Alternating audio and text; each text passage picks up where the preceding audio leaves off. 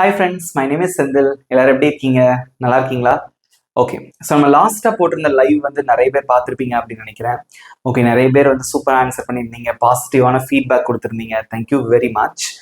Okay, so அது மட்டும் இல்லாமல் உங்கள் நண்பர்களுக்கும் ஷேர் பண்ணுங்க. நிறைய பேருக்கு வந்து இப்போ இங்கிலீஷ் கற்றுக்கணும் அப்படிங்கிற தேவை வந்து இருக்கு. ஸோ உங்களால் முடிஞ்ச அளவுக்கு உங்கள் நண்பர்களுக்கும் ஷேர் பண்ணுங்க. கண்டிப்பாக அவங்களுக்குமே பயனுள்ளதாக இருக்கும். ஓகேவா? ஸோ இன்னைக்கு கூட நான் உங்களுக்கு ஒரு சூப்பரான டாப்பிக்கோட தான் வந்திருக்கேன். சூப்பரான டாபிக், ரொம்ப ஈஸியான ஒரு டாபிக் தான் சொல்லி கொடுக்க போறேன். கடைசி வரைக்கும் பாருங்க, வீடியோவை ஸ்கிப் பண்ணாம பாருங்க. ஓகேவா? கடைசியா உங்களுக்கு டெஸ்ட்டும் இருக்கு. கரெக்டா ஆன்சர் பண்ணோம் அப்படின்னா கவனிச்சுட்டே வாங்க. ஓகே, நம்ம சேனல் இன்னும் சப்ஸ்கிரைப் பண்ணாதவங்க சப்ஸ்கிரைப் பண்ணிக்கோங்க. பக்கத்துல இருக்க பெல் ஐக்கானையும் கிளிக் பண்ணி வச்சுக்கோங்க. ஸ்டார்ட் பண்ணலாமா? ஓகே, இன்னைக்கு நான் உங்களுக்கு ஒரு ஃப்ரேஸ் தான் சொல்லி கொடுக்க போறேன். ஃப்ரேசல் வேர்ப் தான் நான் உங்களுக்கு சொல்லி கொடுக்க போறேன். ஓகே, தமிழ்ல வந்து ஃபர்ஸ்ட் நான் அந்த சிச்சுவேஷன் என்ன அப்படிங்கறத நான் உங்களுக்கு சொல்லிடுறேன். இப்போ என்னோட ஃபோன் வந்து நான் எங்கேயோ வச்சுட்டேன் வீட்டில். ஓகே, நம்ம என்ன சொல்லுவோம்? நான் என் ஃபோனை தேடிட்டு இருக்கேன். ஓகே, ஸோ அதே இதை வந்து நம்ம ப்ரெசென்ட்லையும் சொல்லலாம், பாஸ்ட்லையும் சொல்லலாம், ஃபியூச்சர்லையும் சொல்லலாம், கண்டினியூஸ்லையும் சொல்லலாம். எப்படிலாம் சொல்லலாம்? நான் என் ஃபோனை தேடுறேன், நான் என் ஃபோனை தேடினேன், நான் என் ஃபோனை தேடுவேன், நீ எங்கேயாவது வச்சிடாத, அப்புறம் என் ஃபோனை தேடுவேன். ஓகே, ஸோ நான் என் ஃபோனை தேடிக்கிட்டு இருக்கேன், கண்டினியூஸ் டென்ஸ். இந்த மாதிரி 4 கேட்டகரி, 4 டென்சஸ்ல வந்து நீங்க கண்டிப்பா உங்களை வந்து சொல்ல முடியும். ஓகேவா? அதுக்கு இங்கிலீஷ்ல ஒரு ஃப்ரேசல் வேர்ப் நம்ம யூஸ் பண்ணுவோம். அது என்ன அப்படின்னு பாத்தீங்கன்னா look for. So this is very important phrasal verb. Okay, so look for அப்படிங்கிறது வந்து ஒரு ஃப்ரேசல் வேர்ப். நிறைய பேருக்கு இந்த ஃப்ரேஸ் அப்படிங்கிற அந்த வார்த்தையை கேட்டாலே what is phrase, what is phrase or what is phrasal verb, இதெல்லாம் கேள்விப்பட்டிருப்பீங்கன்னு நினைக்கிறேன். ஸோ வாட் இஸ் திஸ் அப்படிங்கிற கேள்வி எல்லாத்துக்குமே இருக்கும். ஸோ ஃப்ரேசல் வேர்ப் அப்படிங்கிறது என்ன அப்படின்னா, இதுக்கு வந்து ஒரு தனிப்பட்ட குறிப்பிட்ட ஒரு அர்த்தத்தை வந்து ஒரு எக்ஸாம்பிளோட சொன்னா உங்களுக்கு நல்லா புரியும். இங்க பாருங்க, லுக். லுக் அப்படிங்கிறது என்னது? இது வந்து ஒரு verb. For example, I look at you. நான் உன்னை பார்க்கிறேன். Okay, I look at you. I look at her. நான் அவளை பார்க்கிறேன். ஸோ இது வந்து வேர்பா இருக்கும் போது இதுக்கு இந்த மீனிங் இருக்கு. ஸோ ஃபார் அப்படிங்கிறது என்னது? For is a ப்ரெபசிஷன். Okay, so for அப்படிங்கிறது ஒரு ப்ரெபசிஷன்.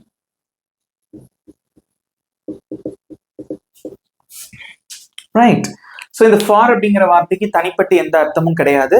அது இன்னொரு வார்த்தையோட சேரும் போது தான் அதுக்கு எப்பவுமே மீனிங் இருக்கும். Okay, so for example, I am waiting for my friend. நான் என்னோட ஃப்ரெண்டுக்காக வெயிட் பண்ணிக்கிட்டு இருக்கேன். ஃப்ரெண்டுக்காக. ஸோ அந்த இடத்துல ஃபார் யூஸ் பண்ணுவோம்.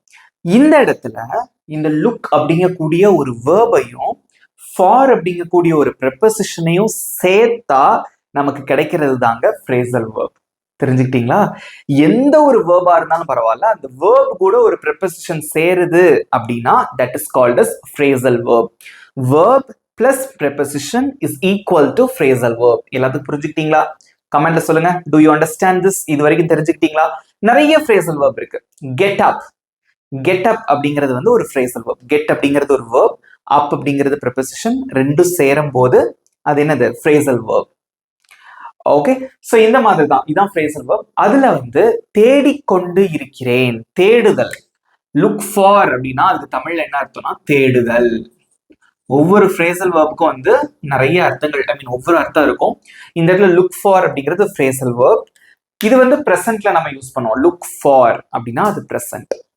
ஓகே, இது பாஸ்ட்ல நம்ம சொல்லும் போது எப்படி வரும் அப்படின்னா, லுக்கோட பாஸ்ட் ஃபார்ம் லுக்ட்.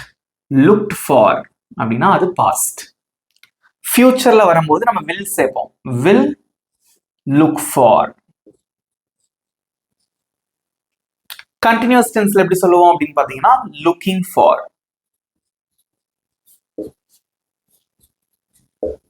அவ்வளவுதான், இதான் நீங்க பார்க்க போறோம். ஓகே, சோ லுக் ஃபார் அப்படின்னா தேடுகிறேன், லுக்ட் ஃபார்னா தேடினேன், வில் லுக் ஃபார் அப்படின்னா தேடுவேன், லுக்கிங் ஃபார் அப்படின்னா தேடிக்கொண்டு இருக்கிறேன். Okay, now we are going to practice this phrasal verb look for with many examples. Are you ready? First, இந்த look for அப்படிங்கக்கூடிய இந்த phrasal verb வந்து present situationல எப்படி பயன்படுத்துறது அப்படிங்கறத பார்க்கலாம். So everyone knows about the present tense. உங்களுக்கு present tense பத்தி தெரியுமா? எல்லாருக்குமே தெரியும், because நான் நிறைய டைம் உங்களுக்கு நான் சொல்லி கொடுத்திருக்கேன். அதுல ஒரு சின்ன ரூல் மட்டும் இருக்கு. இங்க பாருங்க, ஸோ சப்ஜெக்ட் முதல் எடுத்தோன்னா சப்ஜெக்ட் வரும். என்னென்ன சப்ஜெக்ட் இருக்கு நமக்கு? I, you, we, they, he, she, it, name, singular, plural, இந்த மாதிரி நிறைய இருக்கு. ஓகேவா? ஸோ சப்ஜெக்டை பொறுத்து லுக் வருமா லுக்ஸ் வருமா அப்படிங்கறத நம்ம டிசைட் பண்ணணும் இல்லையா? ஸோ லுக் அப்படிங்கிறது ஒரு வேர்ப், லுக்ஸ் அப்படிங்கிறதும் ஒரு வேர்ப் தான். அதோட நம்ம எஸ் சேர்த்திருக்கோம். ஸோ ப்ரெசன்ட் டென்ஸ்ல வந்து எந்தெந்த சப்ஜெக்ட்டுக்கு நம்ம எஸ் சேர்க்க மாட்டோம்? கமெண்ட்ல சொல்லுங்க. எதுக்கெல்லாம் நம்ம சேர்க்க கூடாது? I, you, we, they and plural. ப்ளூரல்னா பன்மை. My friends, my parents, okay, my relatives. So இது எல்லாமே வந்து பாத்தீங்க அப்படின்னா இந்த சப்ஜெக்ட்ஸ்லாம் வந்தா நம்ம வெறுமனையா லுக் மட்டும் போட்டாலே போதும். இதே இது ஹி, ஷி, இட் அல்லது நேம், நம்மளோட பேரு, சிங்குலர் ரைட் வந்திருந்தது அப்படின்னா நம்ம லுக்ஸ் போடுவோம், வேர்போட எஸ் சேர்ப்போம். இது basic rule. For is a preposition. இது ரெண்டும் சேர்ந்தது தான் ஃப்ரேசல் வேர்ப். புரிஞ்சுட்டீங்களா? ஓகே, ஸோ இதை மட்டும் ஞாபகம் வச்சுக்கோங்க. இப்போ நான் ஒரு சின்ன எக்ஸாம்பிள்ஸ் உங்களுக்கு சொல்றேன். நான் என்னோட போனை தேடுறேன். உங்க போனை வந்து இங்க மறந்து வச்சிட்டீங்க. நீங்க சொல்றீங்க நான் என்னுடைய போனை தேடுகிறேன் அப்படிங்கறத சொல்லணும். நான் என்னுடைய போனை தேடுகிறேன். பேச்சு வழக்கில் நம்ம இப்படி சொல்ல மாட்டோம் இல்லையா? பேச்சு வழக்கில் நம்ம எப்படி சொல்லுவோம்? நான் என்னோட போனை தேடுறேன். So how will you say this sentence in English? How do you say? நம்ம எப்படி சொல்லுவோம்? நான் என்னோட போனை தேடுறேன். ஸோ தேடுகிறேன். ஸோ சர்ச் அப்படிங்கிறது வந்து தேடுறது தான். ஓகேவா? ஸோ சர்ச் அப்படிங்கிற வார்த்தையை தேடுறது தான். பட் அதை விட ஃப்ரேசல் வெர்ப் யூஸ் பண்ணி ரொம்ப அழகா இருக்கும். ஓகே, இங்க பாருங்க. ஸோ ஃபர்ஸ்ட் வந்து சப்ஜெக்ட். தேடுகிறேன் அப்படின்னாலே இது ப்ரெசென்ட். இப்போ நடக்கிறது. இப்போ நீங்க தேடுறீங்க. ஸோ ஃபர்ஸ்ட் சப்ஜெக்ட் என்னது? நான் அப்படின்னு வந்திருக்கு. அதுக்கு இங்கிலீஷ்ல என்ன? ஐ. ஓகே, ஸோ ஃபர்ஸ்ட் சப்ஜெக்ட் போட்டீங்க. ஸோ சப்ஜெக்டை பொறுத்து லுக் வருமா இல்ல லுக்ஸ் வருமா அப்படிங்கறத நம்ம டிசைட் பண்ணலாம். ஸோ இங்க சப்ஜெக்ட் என்ன வந்திருக்கு? ஐ வந்திருக்கு. ஸோ ஐ வந்ததுனால நம்ம லுக் மட்டும் போட்டா போதும். So I look. அடுத்து டிஃபால்ட்டா இந்த ஃபார் அப்படிங்கிற வார்த்தை வந்துருச்சு. ஸோ ஆப்ஜெக்ட் அப்படிங்கிறது ஒண்ணும் கிடையாது, ஒரு வேர்புக்கு அப்புறமா வர்றது. மோஸ்ட்லி வேர்புக்கு அப்புறமா ஆப்ஜெக்ட் இருக்கும், right? So I look for. இதுல என்ன வரும்? என்னுடைய போனை, my phone. That's it. I look for my phone. நான் என்னோட போனை தேடுறேன். இதே நான் என்ன பண்ண போறேன் அப்படின்னா now I'm going to change the subject. Okay, so இப்போ இந்த சப்ஜெக்டை மாத்தலாமா? இங்க நான் அப்படின்னு இருக்கு, இதுக்கு பதிலா அவன் அப்படின்னு மாத்திக்கோங்க. ஓகேவா? அவன் என்னுடைய இருக்கா, இதை மாத்துமா? அவன் அவனுடைய அப்படின்னு இருக்கு. அவன் அவனுடைய போனை தேடுகிறான். இது எப்படி சொல்லுவீங்க? அவன் அவனுடைய போனை தேடுகிறான். அதை எப்படி இங்கிலீஷ்ல சொல்லுவீங்க? கமெண்ட்ல சொல்லுங்க. அவன் அவனோட போனை தேடுறான். ரொம்ப சிம்பிள். எப்படி சொல்லுவீங்க? வெரி குட், கமெண்ட்ல சூப்பரா ஆன்சர் பண்றீங்க. சோ இங்க வந்து சப்ஜெக்ட் மாறுது, அவன் அப்படின்னு வந்திருக்கு. அதுக்கு இங்கிலீஷ்ல என்னது? ஹி. ஓகே, சோ ஹி வந்திருக்கு. அப்போ ஒண்ணு லுக் வரும் அல்லது லுக்ஸ் வரும். சோ ஹி, ஷி, இட்லாம் வந்தா நம்ம வேர்போட எஸ் சேர்ப்போம் இல்லையா? So he looks for. இது டிஃபால்ட்டா வரணும், லுக்ஸோட ஸ்டாப் பண்ணக்கூடாது, right? So he looks for. அவன் எதை தேடிட்டு இருக்கான்? அவனுடைய போனை, his phone. He looks for his phone, right? Next question. அவள் அவளுடைய சாவிகளை, அவள் அவளுடைய சாவிகளை தினமும் காலையில் தேடுகிறாள். இதுக்கு ஆன்சர் பண்ணுங்க பார்க்கலாம். அவள் அவளுடைய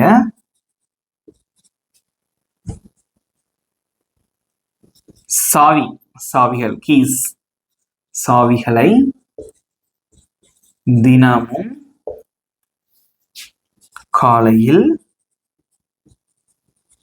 தேடுகிறாள். ஸோ சாவி வந்து நம்ம எங்கேயாவது வச்சிருவோம். ஸோ டெய்லி தேடக்கூடிய ஹேபிட் இருக்கும். ஸோ நான் அப்படிதான் பண்ணுவேன். எங்கேயாவது சாவியை வச்சுட்டு, கார் சாவி நம்ம எங்கேயாவது வச்சிருவோம், பைக் கீ எங்கேயாவது வச்சிருவோம். ஸோ தேடிட்டே இருப்போம் இல்லையா? ஸோ யூஸ்வலாக நான் அதை பண்ணுவேன். ஸோ இங்க பாருங்க எக்ஸாம்பிள், அவள் அவளுடைய சாவிகளை தினமும் காலையில் தேடுகிறாள். இதே ஒரு வழக்கமா போச்சு. ஸோ இதுவும் எந்த கேட்டகரியில தான் வரும்? டெய்லி நம்ம பண்ணக்கூடிய ஹேபிட்டும் நமக்கு ப்ரெசென்ட் டென்ஸ்ல தான் வரும் இல்லையா? ஸோ இது எப்படி சொல்லுவீங்க? கமெண்ட்ல சொல்லுங்க. நிறைய பேர் சொல்ல ஆரம்பிச்சிட்டீங்க. எப்படி சொல்லலாம்? ஸோ ஃபர்ஸ்ட் சப்ஜெக்ட் என்னது? அவள். So she. லுக் வருமா, லுக்ஸ் வருமா, லுக்ஸ். she looks for என்னது, அவளுடைய சாவிகள். so here keys. தினந்தோறும் காலையில், every morning, every morning. That's it. she looks for her keys every morning. தினந்தோறும் காலையில் அவளுடைய சாவிகளை தேடுகிறாள். ஈஸியா இருக்கா? சோ அப்போ வந்து சப்ஜெக்ட பொறுத்து நீங்க வந்து லுக் வருமா லுக்ஸ் வருமா அப்படிங்கறத டிசைட் பண்ணணும். புரிஞ்சுட்டீங்களா? சோ இப்போ இன்னொரு எக்ஸாம்பிள், செந்தில் அவனோட பேனாவை தேடுறான். பேனா, ஓகே, அவனுடைய பேனாவை தேடுகிறான். அப்ப எப்படி சொல்லுவீங்க? Senthil looks for his pen. அவனுடைய பேனாவை தேடுகிறான். அவ்வளவுதான். ஓகே, சோ இதுல இருந்து நான் ஒரே ஒரு எக்ஸாம்பிள் நான் உங்களுக்கு கொடுக்குறேன், அதுக்கு நீங்க ஆன்சர் பண்ணுங்க. சோ அப்புறம் பாஸ்ட்ல நம்ம எப்படி யூஸ் பண்றது அப்படிங்கறத பார்க்கலாம். நான் என்னுடைய புத்தகத்தை தேடுகிறேன். நான் என்னோட புக்கை தேடுறேன், எங்கேயோ வச்சுட்டேன், நான் என்னோட புக்கை தேடுறேன். அதை எப்படி சொல்லுவீங்க? கமெண்ட்ல சொல்லுங்க. நான் என்னுடைய புத்தகத்தை தேடுகிறேன் எப்படி சொல்லலாம்? ரொம்ப சிம்பிளான ஒரு sentence.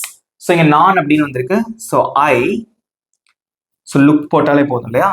So I look for என்னுடைய புத்தகம், மை புக். இதே இடத்துல இங்க வந்து சப்ஜெக்ட் அவன் அப்படின்னு வந்தா லுக்ஸ் வரும். he looks for his book. Okay, அவன் அவனுடைய புத்தகத்தை தேடுகிறான். அவ்வளவுதான். ஈஸியா இருக்கா? சோ இப்போ நம்ம என்ன பார்க்க போறோம் அப்படின்னா, இப்போ தேடுகிறேன், தேடுகிறான், தேடுகிறாள் அப்படின்றது இப்போ வந்து தேடினேன் பாஸ்ட்ல எப்படி நம்ம யூஸ் பண்றது? இந்த லுக் ஃபார் அப்படிங்கிற வேர்ப், ஐ மீன் ஃப்ரேசல் வேர்ப் நம்ம வந்து பாஸ்ட் டென்ஸ்க்கு எப்படி அப்ளை பண்றது அப்படிங்கறத பார்க்கலாம். Let's see.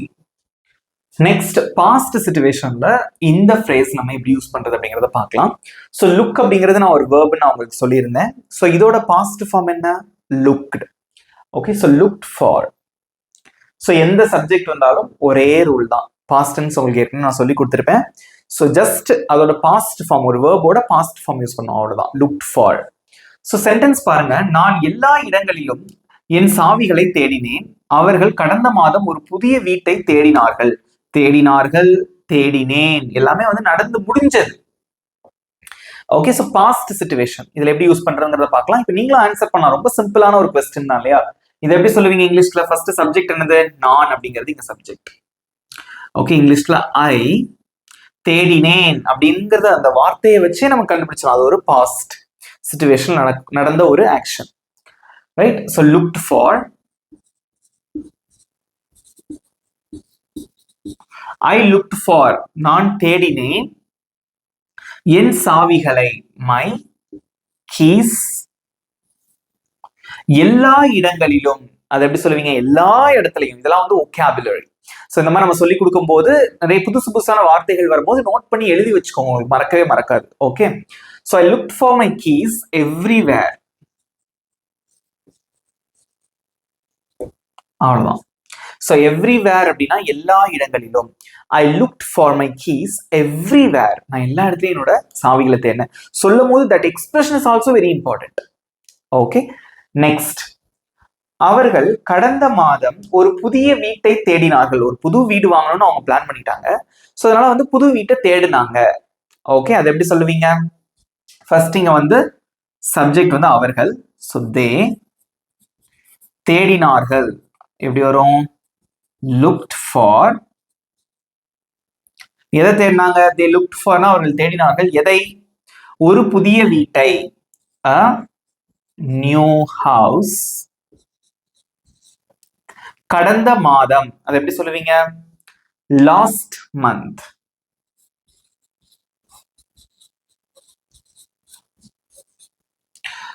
அவங்க கடந்த மாதம் ஒரு புதிய வீட்டை தேடினார்கள். they looked for a new house last month. Subject மாறினாலும் பிரச்சனையே கிடையாது. இப்போ இது அவன் கடந்த மாதம் ஒரு புதிய வீட்டை தேடினான். he looked for a new house last month. So எதுனாலுமே இங்க பாஸ்ட் ஃபார்ம் நம்ம looked for தான் யூஸ் பண்ணணும். ஸோ ப்ரெசென்ட்ல இருக்கிற மாதிரி லுக், லுக்ஸ்ன்னு போட்டோம் இல்லையா? அதெல்லாம் இங்க கிடையாது. So just you have to use a past form of look. Look-ஓட past form. That is looked use பண்றோம். அவ்வளவுதான். பட் looked மட்டும் போட்டு விட்டுறாதீங்க. for கண்டிப்பா சேர்க்கணும். இது ரெண்டும் சேர்ந்ததுதான் phrase. தனியா இதை மட்டும் யூஸ் பண்ணா அர்த்தமே மாறிடும். I looked my keys everywhere. அதுக்கு என்ன அர்த்தம் யோசிச்சு பாருங்க. இப்ப இந்த for நீங்க மறந்துறீங்க. ஐ லுக்ட் மை கீஸ், நான் எல்லா இடத்துலயும் என் சாவியை பார்த்தேன் அப்படின்னு அர்த்தம். லுக்ட் ஃபார், தேடினேன். அந்த ஒரு வார்த்தையை விட்டீங்கன்னா அர்த்தமே போச்சு, மாறிடும். ஈஸியா இருக்கா? ஓகே, நெக்ஸ்ட் நம்ம என்ன பார்க்க போறோம் அப்படின்னா, ஃபியூச்சர் சிச்சுவேஷன்ல இந்த லுக் ஃபார் அப்படிங்கக்கூடிய ஃப்ரேஸை எப்படி யூஸ் பண்றதுங்கிறத பார்க்கலாம். நெக்ஸ்ட், ஃபியூச்சர்ல இந்த லுக் ஃபார் அப்படிங்கக்கூடிய ஃப்ரேஸ் எப்படி யூஸ் பண்றதுங்கிறத பார்க்கலாம். ஸோ சப்ஜெக்ட், முதல்ல சப்ஜெக்ட், அதுக்கப்புறம் வில். ஃபியூச்சர்னாலே நம்ம வில் யூஸ் பண்ணுவோம் இல்லையா, அதை போட்டுருங்க வில். ஸோ அதுக்கப்புறம் வந்து look for, so will look for. So இங்க வந்து பாத்தீங்கன்னா நமக்கு பேஸ் ஃபார்ம் ஆஃப் verb தான் இருக்கும், ப்ரெசன்ட் ஃபார்ம். இதான் வந்து ஃபியூச்சர் டென்ஸோட structure, right? So subject plus will plus look for, அதாவது வில் லுக் ஃபார் சேர்த்து ஒரே வார்த்தை தான், அப்படி ஞாபகம் வச்சுக்கோங்க. ஓகே, அதுக்கப்புறம் எதனால வரலாம், ஆப்ஜெக்ட், மற்ற வார்த்தைகள் வந்து வரலாம். இங்க பாருங்க, அவள் அடுத்த மாதம் ஒரு புதிய வேலையை தேடுவாள். ஸோ இப்போ வந்து ஒரு கம்பெனியில் ஒர்க் பண்ணிட்டு இருக்காங்க. ஸோ அடுத்த மாதம் அவள் ஒரு புதிய வேலையை தேடுவாள். ஸோ ஃபியூச்சர்ல நடக்க போகிற ஒரு விஷயம், தேடுவாள் அப்படின்னு இருக்கு. ஓகே, ஸோ இது எப்படி சொல்லுவீங்க, கமெண்ட்ல சொல்லுங்க. ஸோ ஃபர்ஸ்ட் சப்ஜெக்ட் வந்து அவள், இங்க சப்ஜெக்ட் வந்து இதுதான். So she will look for, she will look for ஒரு புதிய வேலையை, அது எப்படி சொல்லலாம், a new job, look for a new job. அடுத்த மாதம், next month. That's it. She will look for a new job next month. அவள் அடுத்த மாதம் ஒரு புதிய வேலையை தேடுவாள். ஸோ கண்ட்ராக்ஷன் யூஸ் பண்ணி நீங்க வாசிக்கலாம். she will அப்படிங்கிறத she'll look for a new job next month. அவள் அடுத்த மாதம் ஒரு புதிய வேலையை தேடுவாள். நெக்ஸ்ட், அவன் பிறகு தன் பையை தேடுவான். ஸோ ஒருத்தர் வந்து பேக் எங்கேயோ வச்சுட்டு போயிட்டான்னு வச்சுக்கோங்களேன். இப்போ பக்கத்தில் இருக்கிறவங்க சொல்லுவாங்க, இங்கே வச்சுட்டு போயிட்டான், அப்புறம் அந்த பேக்கை தேடுவான். ஸோ ஃபியூச்சர்ல நடக்கக்கூடிய ஒரு விஷயம். ஸோ அதை எப்படி சொல்லலாம்? ஸோ இங்க வந்து சப்ஜெக்ட் வந்து அவன் அப்படின்னு வந்துருக்கு. ஸோ ஹி, சப்ஜெக்ட் எது வந்தாலும் பரவாயில்ல, இதே தான், will look for, he will look for தன்னுடைய பையை. Okay, he will look for தன் பையை அல்லது அவனுடைய பையை கூட வச்சுக்கோங்க. he will look for his bag, பிறகு later. he'll look for his bag later. அவன் அப்புறமா அவன் பேக்கை தேடுவான். ஸோ he will, அதை சுருக்கமா he'll அப்படின்னு சொல்லலாம். So he'll look for his bag later.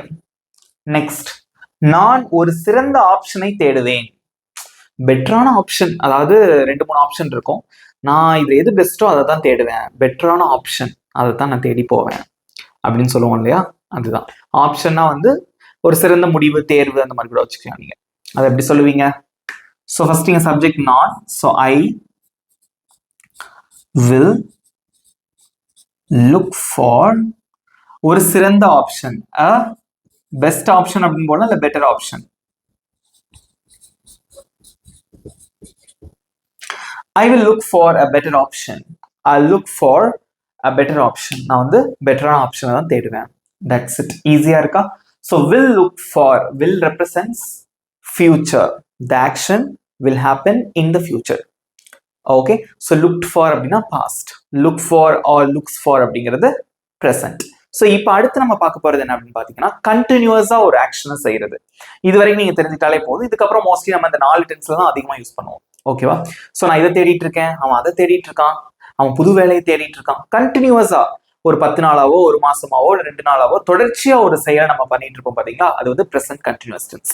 அந்த இடத்துல இந்த லுக் ஃபார் அப்படிங்கக்கூடிய ஃப்ரேஸை எப்படி யூஸ் பண்றது அப்படிங்கிறத பார்க்கலாம். ஓகே, நெக்ஸ்ட், பிரசன்ட் கண்டினியூஸ்ல வந்து இந்த லுக் ஃபார் அப்படிங்கக்கூடிய ஃப்ரேஸ் எப்படி யூஸ் பண்றதுங்கிறத பார்க்கலாம். இது வரைக்கும் ஓகேவா? நல்லா புரிஞ்சுட்டு வரீங்களா? வீடியோ உங்களுக்கு பிடிச்சிருந்தா மறக்காம ஒரு லைக் பண்ணிட்டு வீடியோ பாருங்க. ஓகே, ஸோ இங்க பாருங்க, ஃபர்ஸ்ட் இதோட ஸ்ட்ரக்சர் என்னன்னு பாருங்க. கண்டினியூஸ் டென்ஸ்க்கு என்ன ஸ்ட்ரக்சரோ அதே தாங்க இங்கேயும். ஓகே, இங்க பாருங்க, ஆம், இஸ், ஆர், இந்த மூணுல ஏதாவது ஒன்று வரும் சப்ஜெக்ட் அடுத்து. சப்ஜெக்டை பொறுத்து இது மாறும். ஓகே, ஸோ ஆம் வந்தா, ஐ மீன் ஐ வந்தா நம்ம ஆம் யூஸ் பண்ணுவோம். இஸ் வந்து சிங்குலர், ஹி, ஷி, இட். அப்புறம் நேம் வந்துச்சுன்னா இஸ் யூஸ் பண்ணுவோம். ஆர் இங்க யூஸ் பண்ணுவோம், யூ, வி, தே. ப்ளூரல் வந்தா நம்ம ஆர் யூஸ் பண்ணுவோம். இந்த மூணுல ஏதாவது ஒன்று வரும் சப்ஜெக்டை பொறுத்து. சப்ஜெக்ட் என்ன வருதோ அதை பொறுத்து இந்த மூணுல ஏதாவது ஒன்று போடுவோம். Next, looking for. Look for அப்படிங்கிறது பேஸ் ஃபார்ம் ஆஃப் verb. அது கண்டினியூஸ் டென்ஸ்ல வரும்போது ஐஎன்ஜி சேர்ப்போம். அது எல்லாருக்குமே தெரிஞ்ச ஒரு ரூல் தான். அதுக்கப்புறம் ரிமைனிங் என்ன இருக்கோ அது வந்துடும். ஸோ கண்டினியூஸ் டென்ஸ் நம்ம எப்படி கண்டுபிடிக்கிறது அப்படின்னு பாத்தீங்கன்னா, நான் சென்னையில் வேலை தேடிக்கொண்டு இருக்கிறேன். அந்த கொண்டுங்கிற வார்த்தை வந்துடும். பேச்சு வழக்குல சொல்லும் போது நான் சென்னையில வேலை தேடிக்கிட்டு இருக்கேன் அப்படின்னு வரும். தேடிக்கிட்டு இருக்கேன், தேடிக்கொண்டிருக்கிறேன் அப்படின்னு சொல்லிட்டு வரும். ஓகேவா? ஸோ ஆன்சர் பண்ணலாமா? ரெடியா இருக்கீங்களா? இங்க பாருங்க, நான் அப்படிங்கறத இங்க சப்ஜெக்ட். அதுக்கு இங்கிலீஷ்ல ஐ. ஸோ ஐ வந்தா என்ன வரும்? ஆம். ஐ ஆம் looking for